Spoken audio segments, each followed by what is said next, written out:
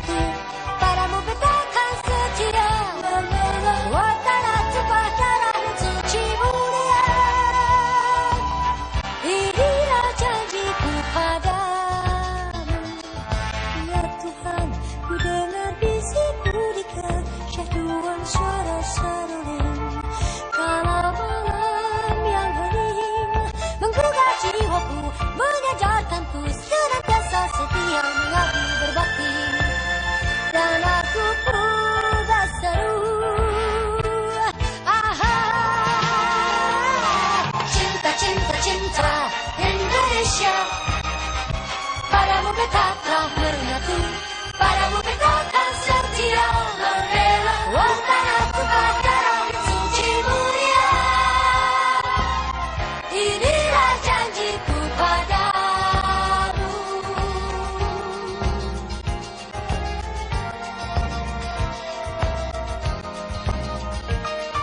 Watara tumpah darah dan suci mulia.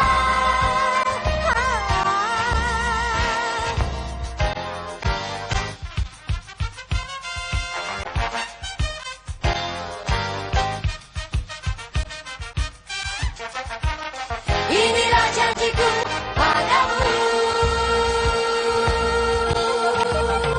Indonesia. Apa kabar Pak Daniel Surya? Baik Pak Andito, udah lama kita nggak berjumpa.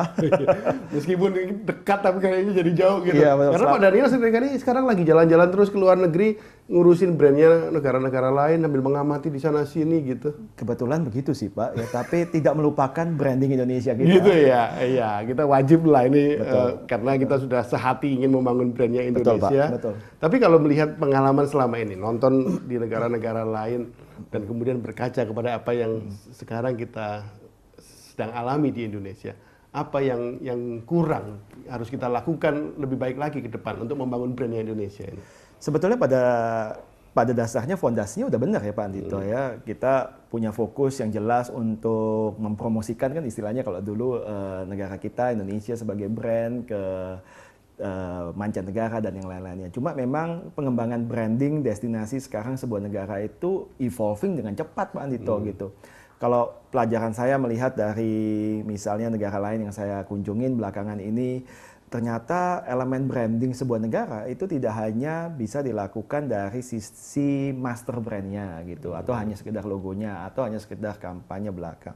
Tapi bisa dimasukin ke celah-celah yang lebih dalam gitu, yang hal-hal yang bisa menjadi pokok pembeda, misalnya tempat bersejarah, tempat-tempat yang biasanya menjadi sebetulnya membangun akar kekuatan brand negara itu sendiri ya, tapi banyak dilupakan. Contoh paling simpel mungkin museum Pak, mungkin. Jadi nggak sekedar cuma ganti-ganti logo, ganti tagline gitu ya? Enggak.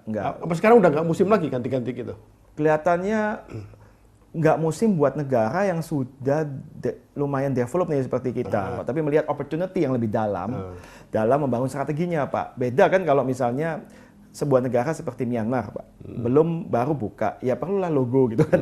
Tapi Indonesia mungkin mesti mikirin lebih daripada itu. Jadi Indonesia ini tidak perlu melakukan penyempurnaan identity of brand-nya gitu? Secara negara gitu ya. Nggak hanya melakukan kampanye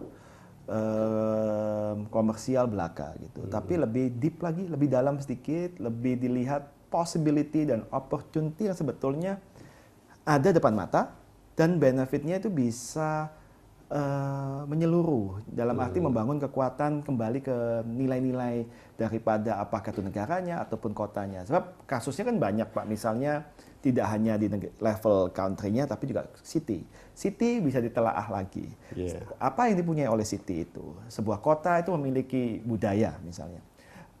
Lalu gimana ngangkatnya? Tentu saja kan kita immerse budaya luar, tapi juga jangan sampai yang di akar yang di dalam ini tertinggal misalnya. Kalau kita bicara program rebranding, mau nggak mau kan perlu punya konsistensi ya, punya pola kan gitu. Kalau selama ini kalau saya lihat kalau rebranding paling nggak juga soul of the brand-nya ada, strategi brandingnya dapat, brand identity dan kemudian brand communication-nya kan gitu. Dan tadi Pak Daniel juga mengatakan bahwa komunikasi juga tidak semata-mata pakai iklan dan sebagainya ya. Justru simbol-simbol itu bisa diangkat ya. Percaya atau tidak, akhirnya itu yang menjadi faktor pembeda gitu. Sebab itu yang memulai sebuah kota, memulai sebuah daerah, memulai sebuah teritorial ataupun provinsi dan memulai sebuah negara gitu.